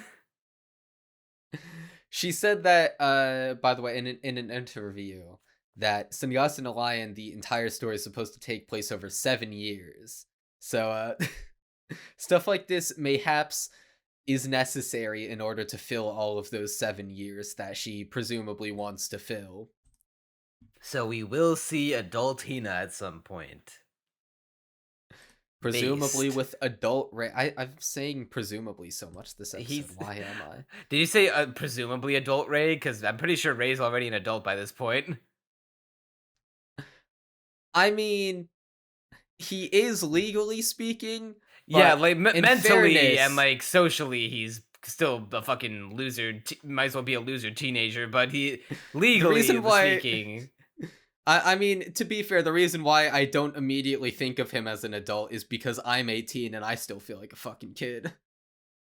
I mean, hey, it's like one of my favorite lines from Kobayashi. Hey, we're bringing it back, boys. Dragon Maid will never escape Castaway anime. No one becomes an adult; they just stop being a kid. Someday it'll happen. Well, yeah, this is now I the miss final. Dragon Maid again. Yeah, well, go watch season 2, you dick. I should. But am I gonna have to pull out the writing crop and fucking get Dragon Maid onto the podcast? Is that going to be what it takes? I'll do it someday, I promise. Just probably not anytime soon. Dragon Maid into a podcast show just to get you to fucking watch it. And have it dethrone Sangatsu as your favorite anime of all time. I just suck at watching shows I like. I don't understand. I didn't even watch K-On! Season 2. Well, while we wait for whatever Bochi season 2 comes out, we can throw K-On! In at some point. We there's so many shows we can watch for the podcast, but that's a story for another time. Right now, we got to wrap up the final arc of the series. So the main thrust of these last few episodes is Hina transitioning into getting into Ray's high school. She figures out that she wants to be with Ray forever and ever because, she has that slowly developing crush in her heart. And she thinks that being in his high school would be fun. She's playing with Hayashida Sensei and Nobuto, who at this point is still a senior, or rather a third year at their high school. And she's like, yo, these people are like cool and stuff, and like they aren't bullies. Could I just like go here? And Ray's like, yeah, that seems awesome. He's thrilled about it. He's helping her study every day. He's specifically making sure, he's becoming a very careful shogi player where he, normally he's more, I guess, more reckless compared to what he is now, because he's like, well, the only thing I have to lose is my own pride and joy and emotional stability. But now he knows that if he loses, Hina will feel like she's the problem, where, oh, he's taken out so much time to study with me, but then he fails shogi. Please stop studying with me, Ray. And this Ray's allows him to unlock his Super Saiyan 2 level of shogi playing. I mean, hey, he's playing for a woman now. He's got more of a reason to do good, I guess. It's And crazy there's what the this- cunny can do to a motherfucker. And so just this very cute moment where Ray is studying very hard on this shogi problem, and Hina looks into his eyes, and she remarks to herself, every time he has every time he's solving a shogi problem, he gets like this really intense look to his eyes, and he becomes completely absorbed in it. And she really likes that look on his face, because there's this crush slowly forming between them, and it's so obvious, yet they don't realize it yet. And she eventually takes on the finals, or rather, like you said earlier, she gets sick 2 days before the finals, and she gets like really emotional about it, really like genuinely distraught. And Ray's like, no, it's okay, it's fine. You'll be good in time to take on the finals. And there's this funny bit where, I say funny, but it is sort of lost in translation. Although I guess they do kind of make the pun work, where the word for don't fall, as in don't slip on the ice, is the same as don't fail. And so they have to avoid saying telling her not to fail, as if they're anticipating it.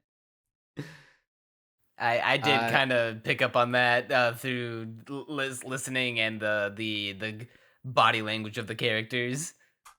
On my subs, they kind of made it work with fell and fail. That sounds kind of similar. I think those Still were on doesn't my entirely subs work, too. but yeah. And throughout all of this, it is revealed that Takahashi, the old crush, we need to get him out of the picture before we can get Rei and Hina together, right? That's what Chica Umino was thinking. So he's moving away to a different high school, far, far away, because he wants to, practice his baseball and whatnot.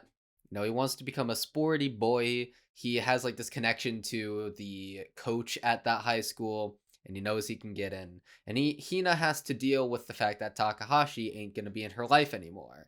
And we get this fairly emotional scene, or rather two fairly emotional scenes, one of her realizing that he's leaving, and there's like this series of really cool shots of her, crouching down next to the river in March City, looking past the gate, and her just crouched down, shown for like multiple different angles, introspecting, trying to come to terms with it, and the fact that everyone eventually moves on. She walks around the city and is like, the city stays the same, but the people, they always change. And the way it sort of gets spun optimistically at the end is that sometimes people leave, but sometimes people enter. Enter Ray, who is clearly going to be her next crush. So don't worry, Hina. Your heart will only remain broken for so long. Yeah, until Ray ends up finding a cute shogi GF. A cute goth girl shogi GF on Tinder, in which case There we it's go. over.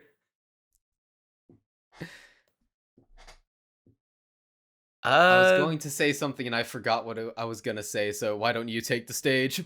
Yeah, like the last bit of notes that I have are just on the final episode. Ray goes home to visit his adoptive home and mother, and that shit was a slideshow.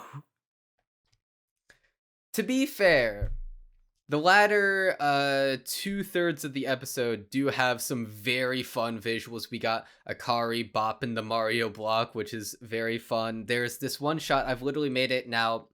The I'm not sure what to call it, like the background for my Google homepage, which is Hina with all she's black and white except for her pink skirt, and there's like all these flowers around her, and her hair's waving in the wind, and it's like Akari's recollection of what she was probably feeling when she decided to cut her hair. She cuts her hair, by the way. She has a girl cuts hair character art. She is in fact a shonen character. A girl But in a shonen manga. yeah, but there's a lot of really fun visuals in the latter half of the episode, so it does, I guess, kind of offset it, but at the same time, Or it's just another do be a instance of slideshow. was this though. the early onset Shaft low budget itis? To be fair, if you really pay attention, most of their shows kind of are slideshows, just with character lip flapping. They just normally aren't this blatant about it.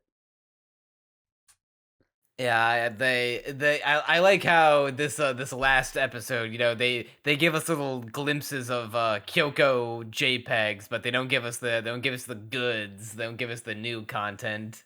So it was a cruel fate to be reminded that Kyoko exists, but to not see her, actually new Kyoko content. To be fair, I think the reason, if I had to speculate, the reason why Ray, because he meets his dad in the shogi hall, right? And then he, uses that as a reminder of like, yeah, I'm in a better mental state. Maybe I can actually talk to my family again now that I've moved on properly. And, he uses that to go back to his adoptive mother. And the only reason I can think of as to why they would have that scene is that Kyoko and the family are going to be relevant coming up in this new arc of a season that'll never be. Ha ha ha! 5 years and counting. When'll Shaft get their acts together? Hopefully that Madoka movie brings in the big bucks. That's all we can hope for. Come on, Shinbo. Get your ass in gear. But yeah, and then after that we get Takahashi leaving for good. Hina and Ray say their goodbyes. Then Hina cuts her hair and her girl cuts hair character arc. And she gets what you said the worst thing possible. You said that Shimoneta ruins that hairstyle for you and that now you can only see it as the head of a penis. I mean, it's better on her because it's like perfectly round. It's a perfectly round bob, whereas on Momo, it's the kind where it is round at the top, but then kind of like gets wider at the base or like to the sides, where like the head of a dick. I still hate you for telling me that. Can you not unsee it now? You. No, I can't unsee it. Well, it's your fault for not watching Shimoneta sooner and getting ruined on that faster. So I'm still blaming you fully for that. Speaking of anime, they're never gonna get a second season, haha, or an additional season rather. So many someday. horrors said by the Neon Manta. But yeah, at the end we get Ray clearly having the hots for Hina once again. I love the scene where he's just like, Yes, it looks good, Hina. Your new hair looks good. Yes, it looks really good. He just keeps on saying that, like, He's gonna be thinking it's about great. he's gonna be thinking about that in the bedroom, in the bathroom tonight, that same night, just with an unchanging expression and cadence in his voice. Yeah, that's real good. I like it. It's really good. Yeah, yeah.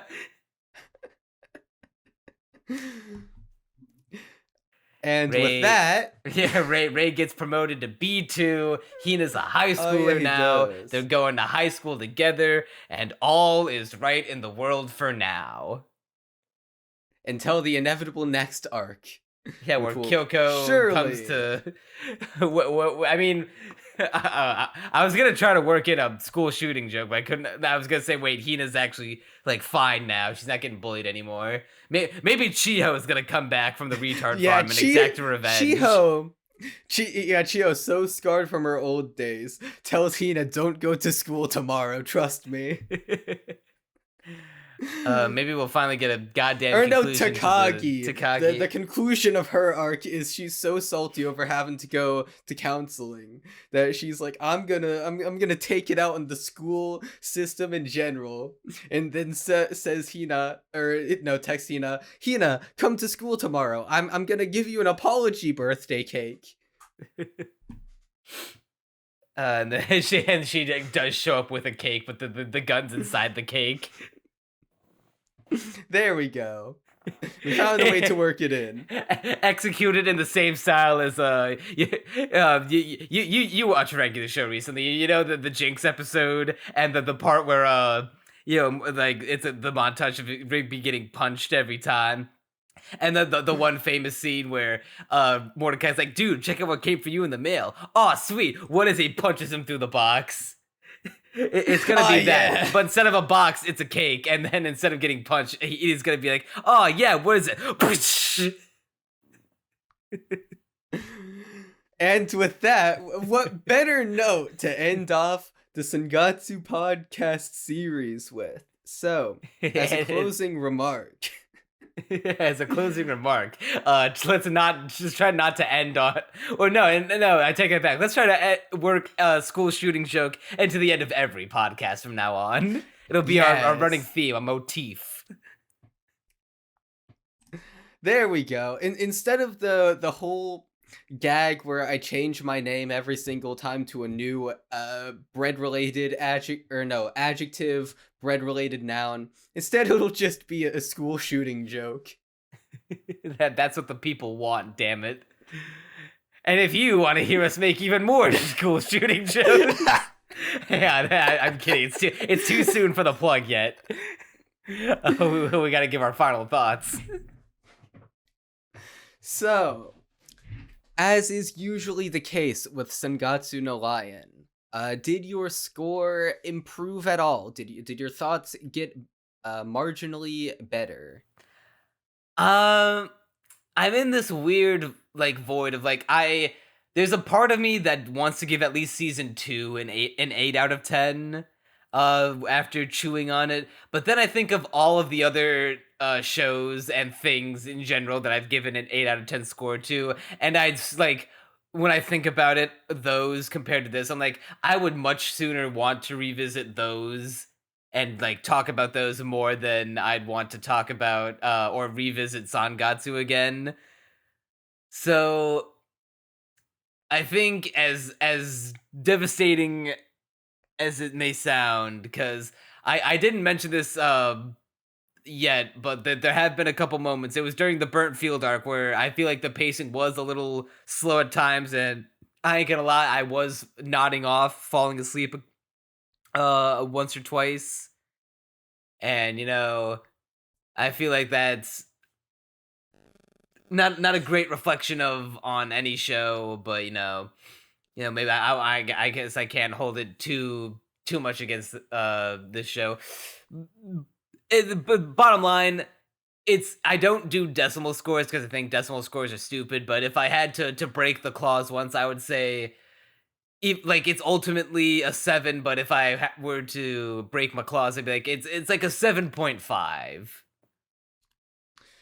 So before you give it that score, though, I just want to remind the viewers all of one fact that they may not be privy to. Our channel only started getting kind of big in recent times, so I just want to inform all the new viewers of this little tidbit of information that I think is really relevant to the podcast right now, which is that you gave Dress Up Darling a 9, and I think everyone should just know that. I genuinely love Dress Up Darling no more. A 7.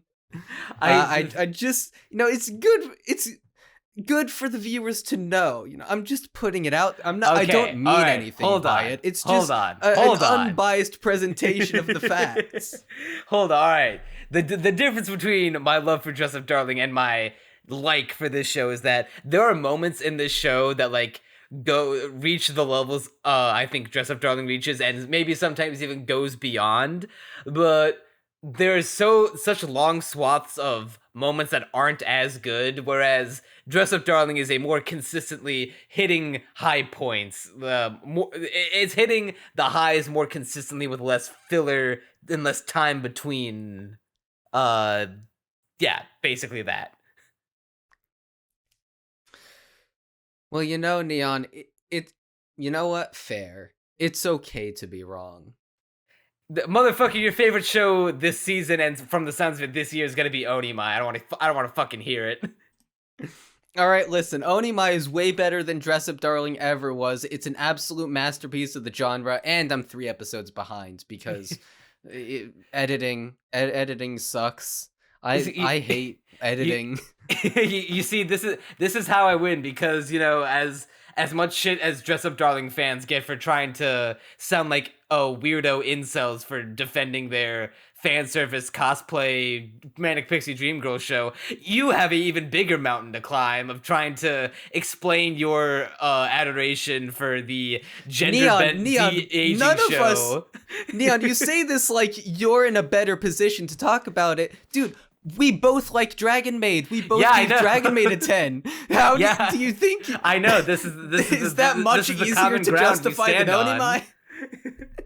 You know how many times I've had to go to bat for Dragon Maid and be like, and the people ask, yeah, but what about the Luka Shota and Psycho stuff? And I'm like, you just gotta take the good with the bad, and then I go on to say, and you know what? It's not even that bad. I mean, in reality, the Twister scene was really just a metaphor for Hiroshima. Yeah, more like a metaphor for how 2 weren't enough. Yeah, the 2 being together wasn't good, so we need a 3rd one there. And that's what a Lulu's for. There we go. Alright, well, steering it back to Sangatsu, it's a good show. There is a part of me that is sad because I was putting off watching Sangatsu for years, for like 5 years, because I was like, I feel like it's gonna be one of those shows that I'm gonna love so much, and when I watch it, it's gonna become one of my favorites, and I'm putting it off just so I can scratch one more, just so I can have the idea of there being a favorite show that I've yet to see. And now I've finally done it, and now I'm disappointed, be like, damn, it's not as good as I thought it'd be. Because you're wrong. Well, maybe I want to say I am a big self-critic, and I like trying to tear apart my own arguments to better understand them, to the point where I can hit bedrock and be like, okay, this is why I think the way I think, and I will attack myself here. Maybe there's a chance that I think that this didn't need to be an anime, or didn't use the medium of animation to its fullest extent, or maybe I just don't like slower paced, more realistic slice of life shows. And to be fair, this could totally be a novel. The monologue sounds like prose of a novel. This could be and it already is, a live action series, but I cannot imagine it's as good as the anime. I can't imagine the anime shines when it's doing the cool visual metaphors in a not pants not pants on head, head up own ass, stupid way, pretentious way. And granted, that shit has been toned way the fuck down in this season as opposed to season 1. But I don't know, like maybe I just don't vibe with it as much because I think back to like all of my favorite shows from last year, like Bochi and Chainsaw Man and Dress Up Darling, where they're kind of more out there, more crazy, and maybe I just don't like that kind of show as much because I like what I've seen here. So maybe it would get better on rewatch. Who's to say? But To be fair, that's my when you said that closing you note. prefer out there and crazy shows, that sort of clicked with me because I mean I also do prefer that generally, which is part of why I'm such a big Nisio Isin fan because he's like the king of just putting the most ridiculous stuff on the page. But I guess I like Sangatsu no Lion just because it's such a powerful narrative in terms of its emotional where it hits. I think it hits higher emotional highs than any other show and tells a very compelling story while doing that. And I typically like all the weirdo stuff that people like Nisio Isin put on page where, they're willing to make the parodical fan service scene of Araragi brushing his sister's teeth. He's willing to put that level of insanity on the page. Yeah, yes, parody. Post Is that what he calls it? Post-ironic to where you cannot tell if he's being serious or parodical in the scene, which only makes it funnier. By the way, I will defend the toothbrush scene as a legitimate piece of god tier comedy till the day I die. That's my most sus take. I do have a Monogatari loving friend who also defends it as a parody of actual incest bait jokes, but I mean, it's both a parody and an embodiment of it, but that's a bit beside the point. The point being, I just think Sangatsu no Lion tells a really good all-around story. And, despite it not being as out there, it still does have no personality, especially in the directing, where I still think that Shaft gave the comedy scenes a very particular feel to them that few other shows are able to replicate. And it's very well directed for the most part. A lot of that is on the manga, presumably having really good framing in the first place, but the anime took that and elevated it where it could. And all around, I just think it's mucho awesome epico. yeah, I there is a part of me that's also like how much of my criticisms would be adjusted or altered if there were a season 3 and I continued to the story to see exactly where like the overall trajectory of March Comes In Like a Lion goes from here.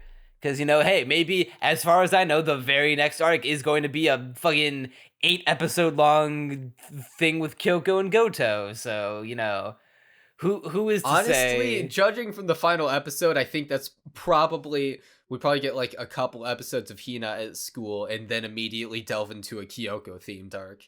If I had to guess where the show was headed, because that seems to be where the pieces are aligned.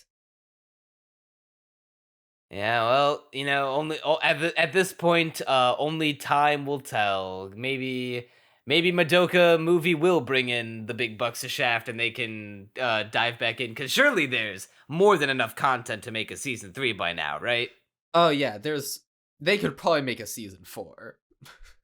There's a lot of manga left. It's just a matter of do they have the staff and are also the funds. And I think with that, we have come finally full circle. The loop has been closed.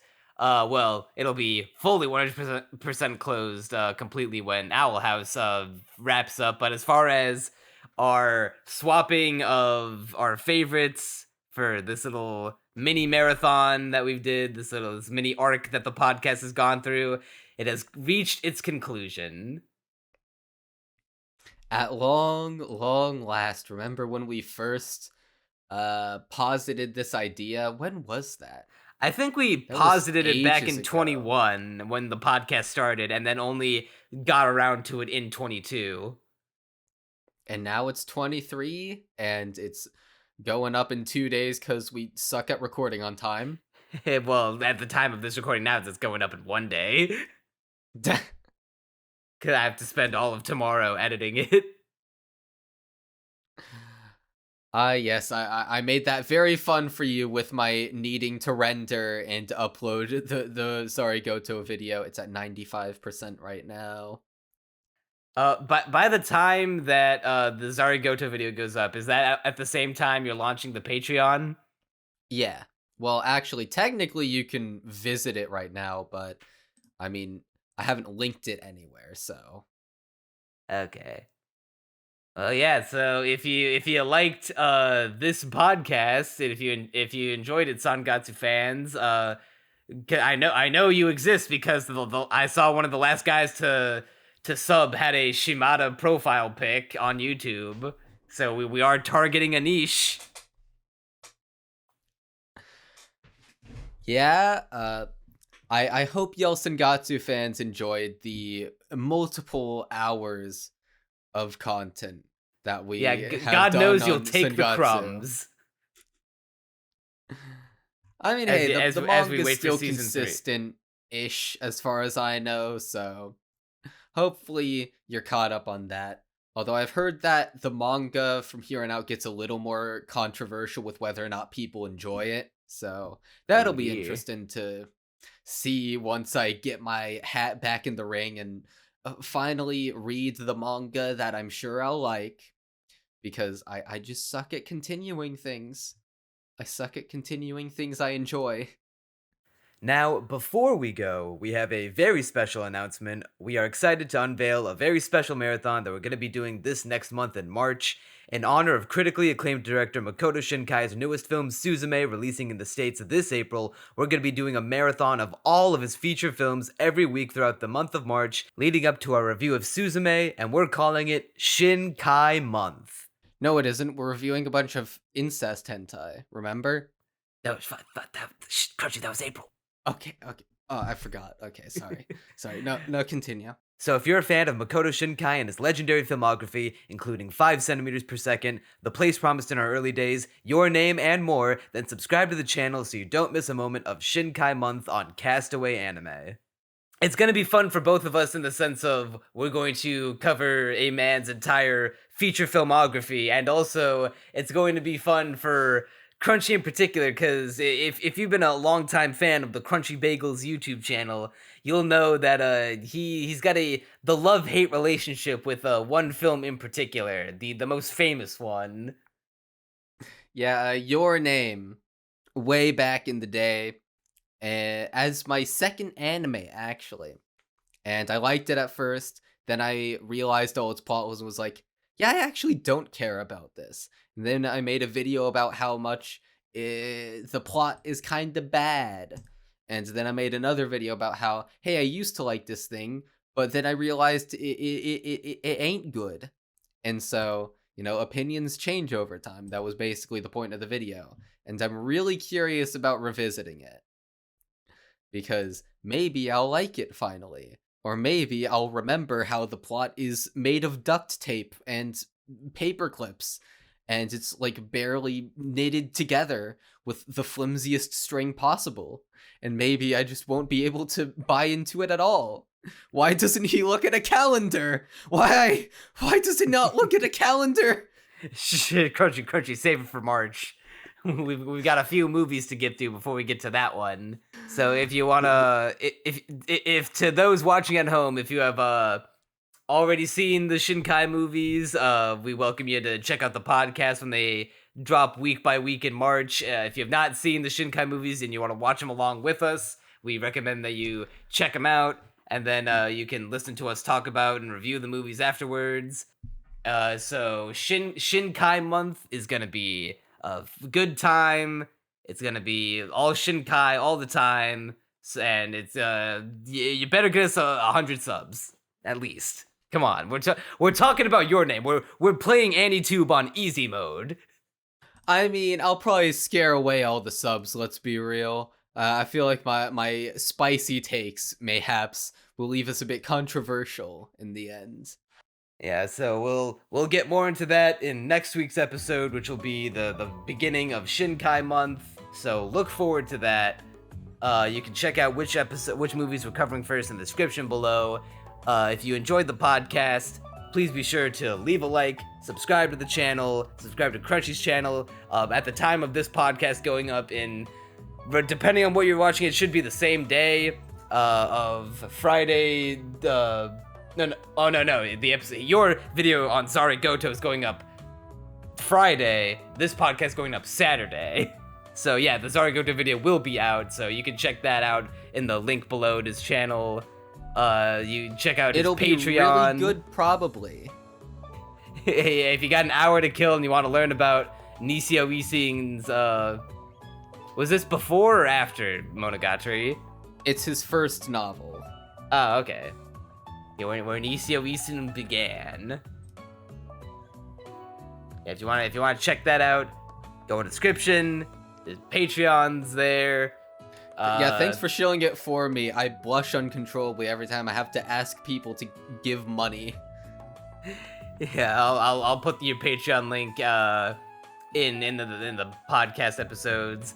I should have my first. I'm gonna hold myself to this one. Goddammit, for the first time in my goddamn life, I should have my first actual solo video going up on the channel by this Wednesday. God damn it, come hell or high water, I'm gonna put something out. So, look forward to that. There are big, exciting things happening for the podcast and for the channel this year. Get excited. There are the new horizons over just the horizon. I'm such a genius wordsmith at 1 a.m. Amazing prose. I'm stunned speechless right there. Alright, well, that'll do her for this episode of Castaway Anime. I'm Neon Manta. And I'm Rolled Roll. Alright, and you'll see us next time.